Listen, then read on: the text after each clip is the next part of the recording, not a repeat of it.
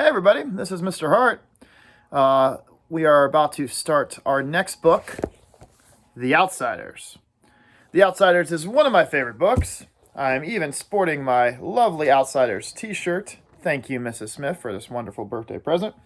But to begin, this story, guys, what I love about this is I'm definitely somebody who loves characters. I find in most books that's something that, while some people might like plot or they might like different things like that, I am definitely someone who likes characters. And this book has a lot of really good characters that we're going to talk about a lot throughout the duration of reading the novel. So this is going to be chapter 1 of The Outsiders.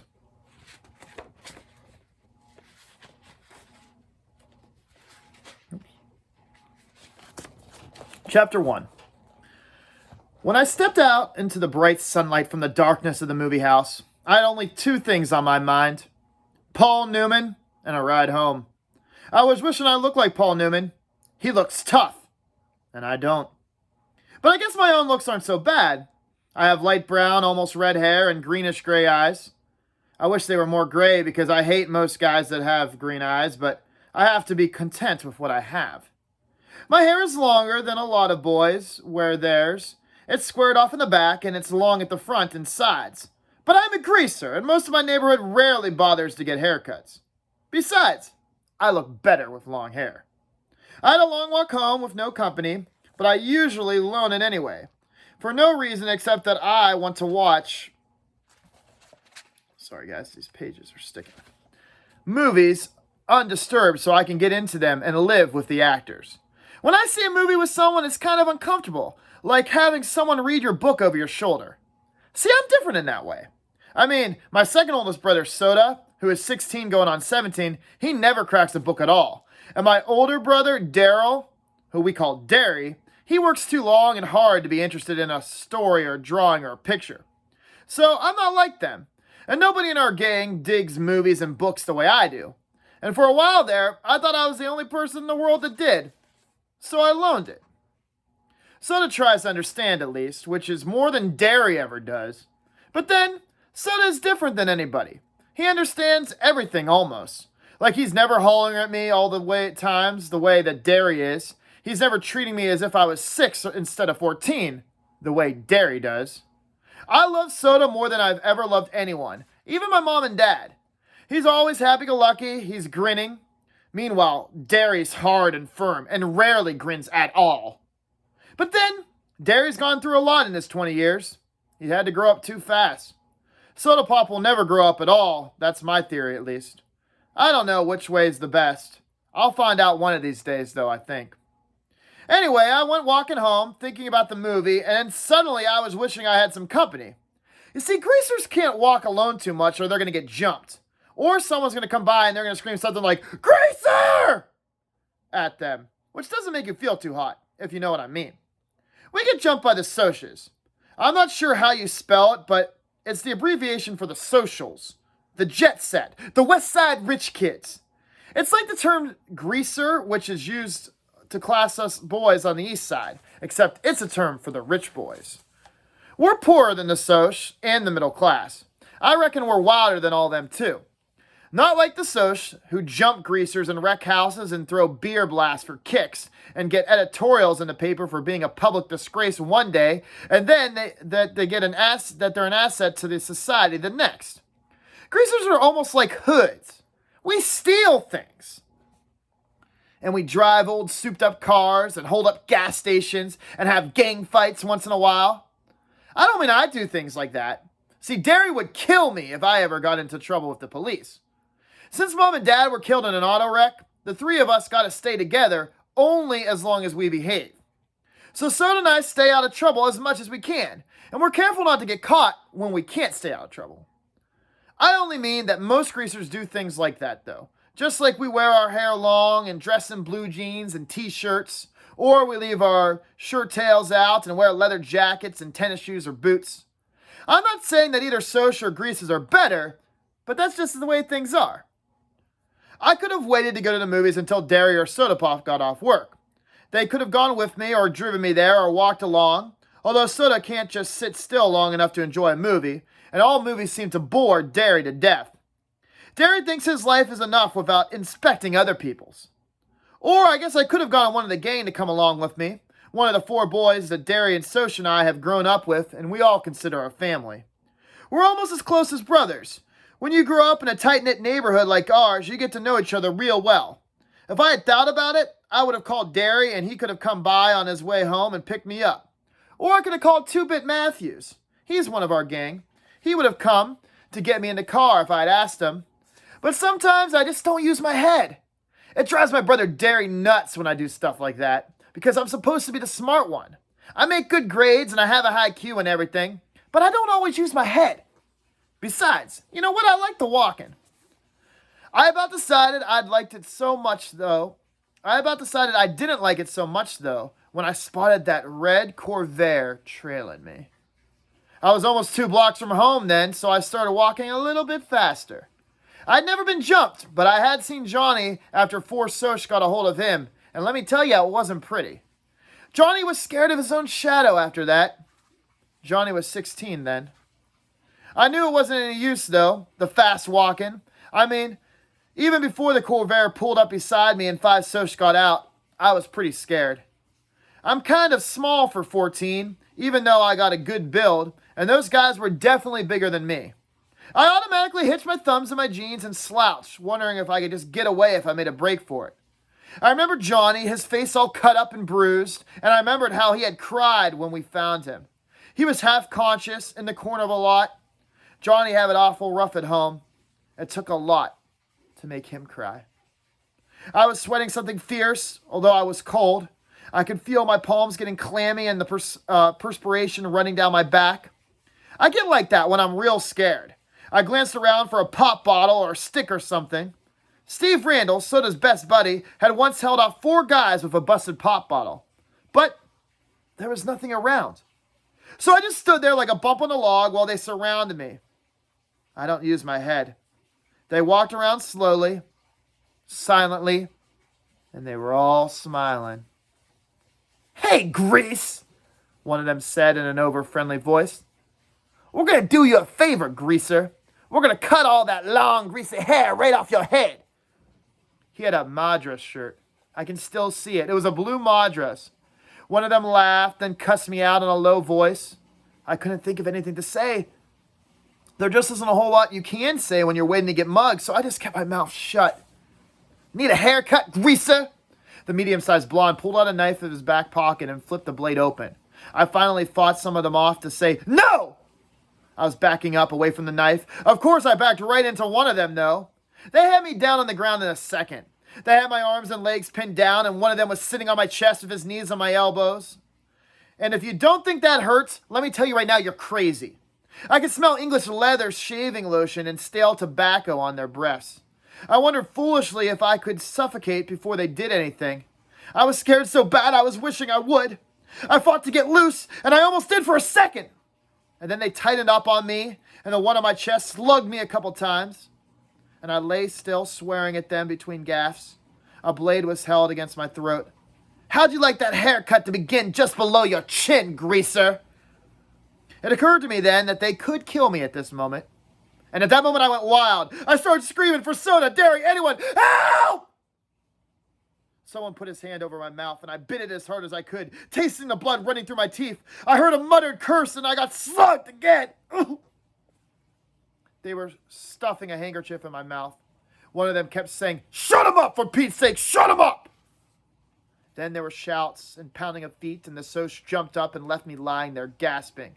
I lay there and wondered what in the world was happening. People were jumping over me, running by me, and I was too dazed to figure it out. Then someone had me under the armpits and was hauling me to my feet. It was Derry. "You all right, pony boy?" He was shaking me, and I wish he'd stop. I was so dizzy enough already. I could tell it was Derry, though, partly because of the voice and partly because Derry's always rough with me without meaning to be. "I'm all right. Quit shaking me, Derry. I'm okay." He stopped instantly. "I'm sorry." He wasn't really, though. Derry isn't really ever sorry for anything he does. It seems funny to me that he should look just exactly like my father and also act exactly opposite of my father. My father was only 40 when he died and looked 25, and a lot of people thought Derry and Dad were brothers instead of father and son. But they only looked alike, because my father was never tough with anyone without meaning to be. Derry is 6'2". He had broad shoulders and muscular. He had dark brown hair and kicks out in front and a slight co-wick in his back, just like Dad's. But Derry's eyes are his own. He's got eyes that are two pieces of pale blue-green ice. They've got a determined set to them, like the rest of him. He looks older than 20, though, and he looks cool and smart. He would be real handsome if his eyes weren't so cold. He doesn't understand anything that's not plain hard fact, but he does use his head. I sat down again, rubbing my cheek where I'd been slugged the most. Derry jammed his fist in his pockets. They didn't hurt you too bad, did they? They did. But I was smarting and aching, and my chest was sore, and I was so nervous my hands were shaking, and I wanted to start bawling. But you don't say that to Derry. No, I'm okay. Soda Pop came lopping over. By then, I had figured all the noise I had heard was the gang coming to rescue me. He dropped down beside me, examining my head. You got cut up a little, huh, pony boy? I only looked at him blankly. I did?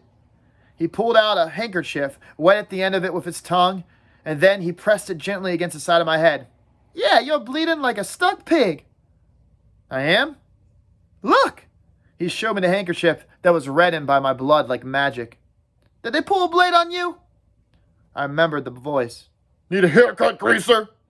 The blade must have slipped while he was trying to shut me up. Yeah, I guess they did. Soda is more handsome than anyone I know. He's not like Derry. Soda's a movie star-like kind of handsome. The kind that people stop in the street to watch go by. He's not as tall as Derry, and he's a little slimmer. But he has a finely drawn, sensitive face that somehow manages to be reckless and thoughtful at the same time. He's got a dark gold hair that he combs back, almost in silky straight, and in summer, the sun bleaches it to a shiny wheat gold. His eyes are dark brown, lively, dancing, recklessly laughing eyes that can be gentle and sympathetic one moment and blazing with anger the next. He has Dad's eyes, but Soda? Nah, he's one of a kind. He can get drunk in a drag race or dancing without even getting near alcohol. See, in our neighborhood, it's rare to find a kid who doesn't drink once in a while. But Soda never touches a drop of it. He doesn't need to. He gets drunk on just plain living. And he understands everybody. He looked at me closely. I looked away hurriedly because, if you want to know the truth, I was starting to bawl. I knew I was as white as I felt, and I was shaking like a leaf. Soda just put his hand on my shoulder. Easy, pony boy. They ain't gonna hurt you no more. I know. But the ground began to blur, and I felt hot tears running down my cheeks. I brushed them away impatiently. I'm just a little spooked, that's all. I drew a quivering breath, and I quit crying. You just don't cry in front of Derry. Unless you're hurt like Johnny had been that day we found him in the vacant lot. But compared to Johnny, I'll tell you one thing, I wasn't hurt at all. Soda rubbed my hair. You're an okay kid, Pony. I had to grin at him. Soda can make you grin no matter what. I guess it's because he's always grinning so much himself. You're crazy, Soda, out of your mind. Derry looked at us like he was about to knock our heads together. You're both nuts. Soda merely cocked one eyebrow, a trick he'd picked up from Two-Bit. Yeah, it seems to run in the family. Derry stared at him for a second, then he cracked a grin. Soda Pop isn't afraid of Derry like everyone else, and he enjoys teasing him too. I'd just as soon tease a full-grown grizzly bear, but for some reason, Derry seems to like being teased by Soda Pop. Our gang chased the Soch to their cars and heaved rocks at them. They came running towards us now, 4 lean, hard guys. They were all as tough as nails and looked it too. I'd grown up with each of them and they accepted me, even though I was younger because I was Derry and Soda's kid brother. And so I kept my mouth shut good. Steve Randall, he was 17. He was tall and lean, with thick, greasy hair. He kept combed in complicated twirls. He was cocky, smart, and he was also Soda's best buddy since grade school. Steve's specialty was cars. He could lift a hubcap quicker and more quietly than anyone in the neighborhood, but he also knew cars upside down and backwards, and he could drive anything on wheels. He and Soda worked at the same gas station. Steve worked part-time and Soda full-time, and their station got more customers than any in town. Whether that was because Steve was so good with the cars or because Soda attracted all the girls like honey draws flies, I couldn't tell you. I liked Steve only because he was Soda's best friend. But I'll tell you one thing, Steve did not like me at all. He thought I was a tag-along, a kid. Soda always took me with them whenever they went places, and if they weren't talking to girls at least, and that always bugged Steve. It wasn't my fault though. See, Soda always was the one who asked me. I didn't ask him to come, but Soda doesn't think I'm a kid like Randall does. Two-Bit Matthews was the oldest of the gang, and he was also the wisecracker of the bunch. He was about 6 feet tall, stocky in build, and very proud of his long, rusty-colored sideburns. He had gray eyes and a wide grin, and he couldn't stop making funny remarks to save his life. You couldn't shut up the guy. He always had to get his 2 bits worth in. Hence, his nickname. Even his teachers forgot his real name was Keith, and we hardly remembered he even had a real name.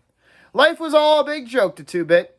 He was famous for shoplifting and his black-handled switchblade, which he couldn't have acquired without his first talent. He also always was smarting off to cops. He really couldn't help it.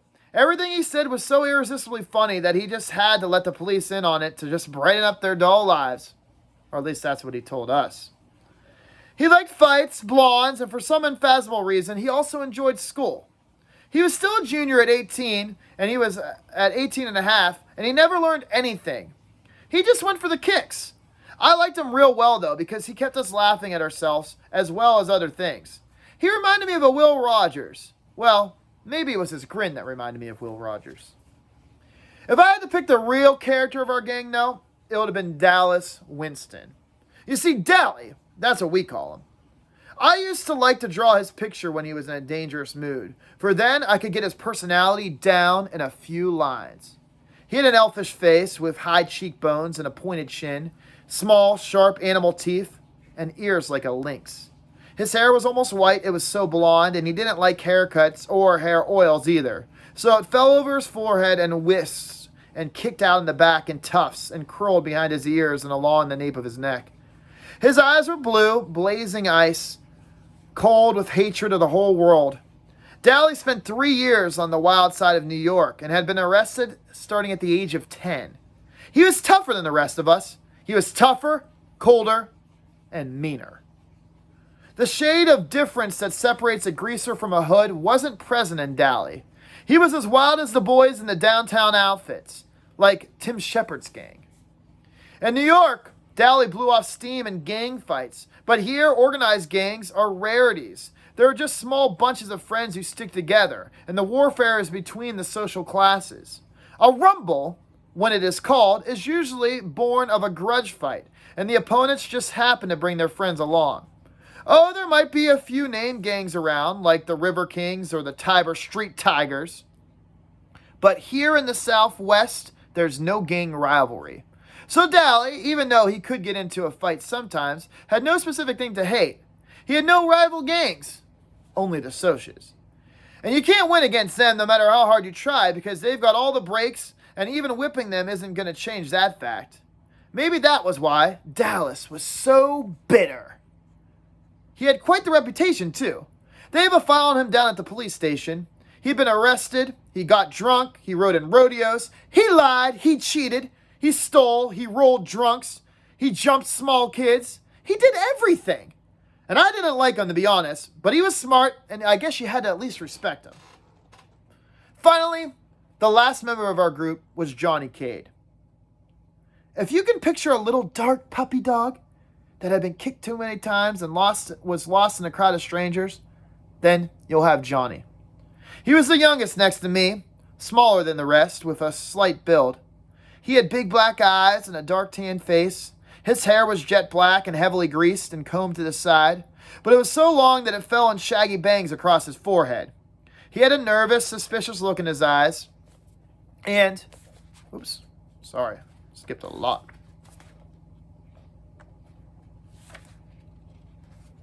Whoa, sorry guys. And from that beating that he got from the Socias, that didn't help the matters either. He was the gang's pet. He was everybody's kid brother.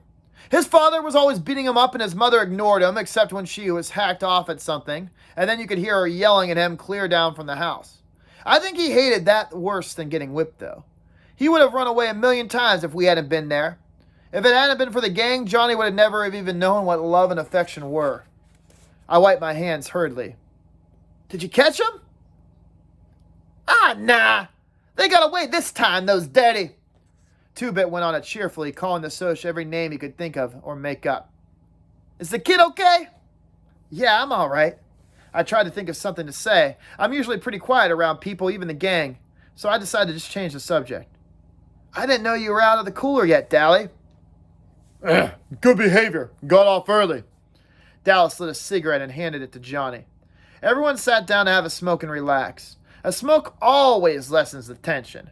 I quit trembling and my color was black. The cigarette was calming me down, and Two-Bit cocked an eyebrow. Nice looking. Bruise you got there, kid. I touched my cheek gingerly. Wait, really? Two-Bit nodded sagely. Nice cut, too. Makes you look tough. Tough and tough were two different words. See, tough is the same as rough, but tough, spelled T-U-F-F, means cool, sharp, like a tough-looking Mustang or a tough record. In our neighborhood, both, though, are considered to be compliments. Steve flicked the ashes at me. What were you doing, walking by you lonesome? Leave it to good old Steve to bring up something like that and make me mad. I was just coming home from the movies. I didn't think... You never think, Derry broke in. Not at home or anywhere when it counts. You just think it's school with all those good grades you bring home, and you always got your nose in a book, but do you ever use your head for common sense? No sirree, bub. And if you did have to go by yourself, you should have at least carried a blade. I just stared at the hole in the toe of my shoe. Me and Derry just didn't dig each other. I never could please him. He would have hollered at me for carrying a blade if I had carried one. If I'd brought home B's, he would always want A's. And if I brought home A's, he would want to make sure that they stay A's. And if I was reading, he would have said I should be going out and playing football. If he caught me studying, I should have been over reading. Or if he caught me reading, I should be out playing football. He never hollered at Soda Pop, though. Not even when Soda Pop dropped out of school or got tickets for speeding. He only ever hollered at me. At this moment, Soda was glaring at him. Leave my kid brother alone, you hear? It ain't his fault he likes to go to the movies, and it ain't his fault the socials like to jump us. And if he had been carrying a blade, it would have been a good excuse for him to be cut to ribbons by them. Soda always sticks up for me. Derry said impatiently, when I want my kid brothers to tell me what to do with my other kid brother, I'll ask you, kid brother. But he laid off me. He always does when Soda Pop tells him to. At least most of the time. Next time, get one of us to go with you, all right, pony boy? Two-Bit said. Any of us will, any of us, right, guys? Speaking of movies, Dally yawned, flipping away his cigarette butt. I'm walking over to Nightly Double tomorrow night. Anybody want to come and hunt some action? Steve shook his head. Yeah, me and Soda are going out with Evie and Sandy for the game. He didn't need to look at me the way he did right then. I wasn't going to ask to go with them. I know the rules when it comes to going out with Soda when girls are involved. I'd never tell Soda, though, because he really likes Steve a lot, but sometimes I can't stand Steve Randall. I mean it. Honestly, sometimes I even hate him. Derry sighed, just like I knew he would. Derry never had time to do anything like that anymore. Nah. I'm working tomorrow night. Dally looked at the rest of us. How about y'all? Two-Bit, Johnny Cake, you and Pony want to come? Yeah, me and Johnny will come. I knew Johnny wouldn't open his mouth unless he was forced to. Is that okay, Derry? Yeah, since it's not a school night, I'll allow it. Derry was real good about letting me go places on the weekends. On school nights, though, he did not let me leave the house. Yeah, I was planning on getting boozed up tomorrow night anyways. But if I don't, I'm going to walk up and I'll find y'all, all right? Steve is looking at Dally's hand. His ring, which he had stolen from a drunk senior to get, was back on his finger. You break up with Sylvia yet? Yeah, and this time it's for good. That little broad was two-timing me again while I was in jail. I thought of Sylvia and Evie and Sandy and Two-Bits and many blondes. They were the only kind of girls that would look at us, though, I thought. They were tough, loud girls who wore way too much eye makeup, and they giggled and they swore too much. I liked Soda's girl, Sandy, just fine, though. Her hair was natural blonde, and her laugh was soft, like her china blue eyes. She didn't have a real good home or anything, and that was like our kind, a greaser. But she was a real nice, quiet girl. Still, there was a lot of times I wondered what other girls were like. The girls who had bright eyes and had those dresses that were a decent length, and they acted as if they'd like to spit on us if they ever got the chance. Some were even afraid of us, and remembering Dallas Winston's, I guess I didn't blame them for being afraid of us. But most just looked at us like we were dirt. They gave us the same kind of look that the Soch did when they came by in their Mustangs and their Corvairs, and they yelled, "Grease!" at us. I wondered about them. The girls, I mean. Did they cry when the boys were arrested, like Evie did when Steve got hauled in? Or did they run out on them the way Sylvia did Dallas? But maybe the boys didn't get arrested or beaten up or busted up in rodeos. I was still thinking about that, what I was going to do my homework about that while I was trying to do my homework that night. See, I had to read Great Expectations for English, and that kid Pip, he reminded me of all of us. The way he felt marked lousy because he was a gentleman, because he wasn't a gentleman or anything, and the way that girl kept looking down on him. That happened to me once. One time in biology, I had to dissect a worm, and the razor wouldn't cut, so I used my switchblade. And the minute I flicked my switchblade out in class, I forgot what I was doing, or I'd never done it. This girl right beside me kind of gasped and went, "Oh, they are right. You are all hood." That didn't make me feel so hot. There were a lot of Soch in that class. I get put into all the A classes because I'm supposed to be smart. And most of them thought it was pretty funny that she said that. I didn't exactly laugh, though. She was a cute girl. She looked real good in yellow, too. We deserve a lot of our trouble, I thought. Dallas deserves everything he gets, and probably even should get worse. And if you want the truth, and even Two-Bit, he doesn't really want or need half the things he swipes from the store, so maybe he deserves it too, since he is a thief. He just thinks it's fun to steal anything that he can that isn't nailed down. I can understand why Soda Pop and Steve get into drag races and fight so much, though. Both of them have too much energy. They have too much feeling with no way to blow it off. "Rub harder, Soda," I heard Derry mumbling. "You're going to put me to sleep." I looked through the door. Soda Pop was giving Derry a back rub. Derry is always pulling muscles. He roofs houses, and he's always trying to carry 2 bundles of roofing up the ladder at once. I know Soda would put him to sleep because Soda can, but before anyone put anyone out when he sets his head to it. He thought Derry worked too hard anyways, and to be honest, I did too. Derry didn't deserve to work like an old man when he was only 20. He had been a real popular guy in school. He was captain of the football team, and he had been voted Boy of the Year. But we just didn't have the money for him to go to college, even with the athletic scholarship he won. And now he didn't have time between jobs to even think about college. So he never went anywhere, and he never did anything anymore except work out at the gyms and go skiing with some of his old friends every once in a while. I rubbed my cheek where it had turned purple. I looked in the mirror, and it didn't exactly make me look too tough. Oh, it did make me look tough. But Derry had made me put on a Band-Aid over the cut. I remember how awful Johnny had looked when he got beaten up. I had just as much right to use the streets as the Soch did, and Johnny had never hurt them either. Why did the Soch hate us so much? We left them alone. I nearly went to sleep over my homework trying to figure it out, too. Soda Pop, who had just jumped into bed by this time, yelled sleepily for me to turn off the light and go to bed. When I finished the chapter I was on, I did just that. Lying beside Soda, staring at the wall, I kept remembering the faces of the Soch that surrounded me. That blue Madras shirt the blonde was wearing, and I could still hear a thick voice. "Need a haircut, greaser?" Whew! I shivered at that thought. "Are you cold, pony boy?" "A little," I lied. Soda threw one arm across my neck. He mumbled something drowsily. "Listen, kiddo. When Derry hollers at you, he doesn't mean nothing. He's just got more worries than anybody could at his age. Don't take him serious, though. You dig, pony? Don't let him bug you. He's really proud of you because you're so brainy. It's just because you're the baby. I mean, he loves you a lot. You savvy of that?" "Yeah, sure," I said, trying for the sake of Soda to keep the sarcasm out of my voice. "Hey, Soda." "Yeah?" "How come you dropped out?" I'd never gone in that. I could hardly stand it when he left school. "'Cause I'm dumb. The only thing I was passing anyway were my auto mechanics and gym class." "Soda, you're not dumb." "Yeah, I am. Now shut up, and I'll tell you something. But I don't want you to tell Derry, okay?" "All right." "I think I'm going to marry Sandy. After she gets out of school, and I can get a better job and everything. I might wait till you get out of school, though, so I can still help Derry with the bills and stuff until then. Tough enough. Wait till I get out, though, so you can keep Derry off my back.